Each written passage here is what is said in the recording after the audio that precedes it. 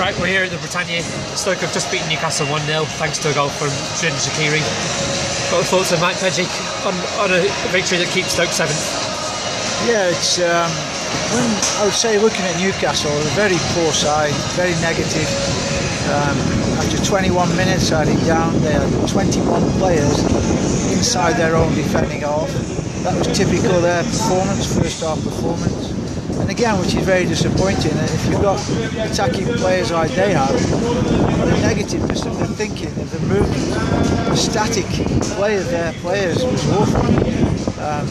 Every time they had a chance to play the pass forward, they didn't, they passed it back.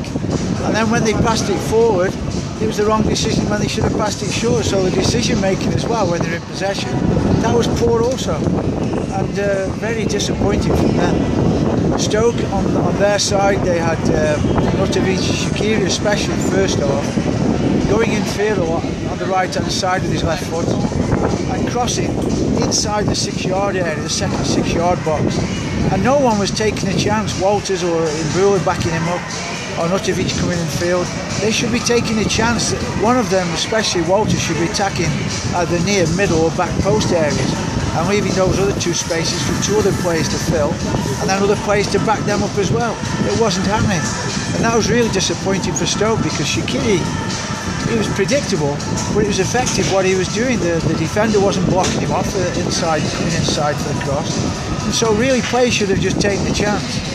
And then you say, well, if that's not working, then Shaqiri go on the outside and just get to the byline now and again and cut the ball back. If players are not arriving early, then they're arriving late, then go to the byline and cut the ball back, so you get a bit of a different kind of a cross and a different kind of attack. And that wasn't happening. So there was one or two questions for Stoke as well, particularly on Nutovic again on the left-hand side. He should really be going on the outside of plays to stretch teams.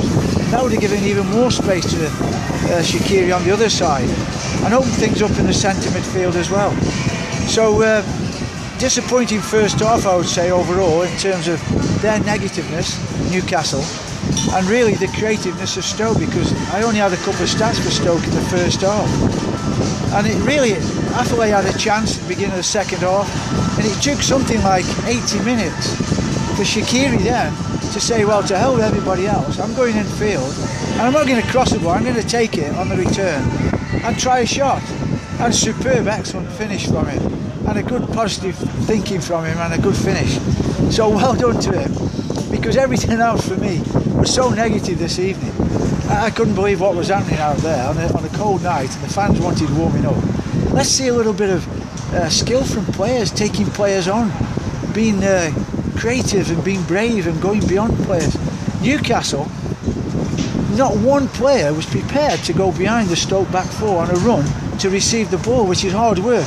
They don't like hard work, and that's the problem I see in the Premiership nowadays, particularly with poor sides in this division. They're not prepared to work hard, to roll the sleeves up, get a bit of grit in them and make runs beyond defenders. Everything was in front of the Stoke back four tonight, which was really comfortable for them. Not many questions were asked from the Stoke back four. It's finished. Stoke 3-1 on the bounce. They're still 7th. What can you expect from the games to come? Well, Chelsea's a big one now on Saturday, but they should be going there with full confidence, obviously. When you look at the scramble for that 6th, 7th spot, it's on for all those teams. Liverpool, Chelsea are scrambling up there now again. Spurs are attacking that top 4 position with Arsenal and Man City. And there's a scramble on there with Man United as well. So there's nothing between the sides nowadays, and that's good for the league when you see the likes of Spurs and Leicester challenging for that top spot. So anything's available now for these teams. Right, go on then, let's get in front of the cold.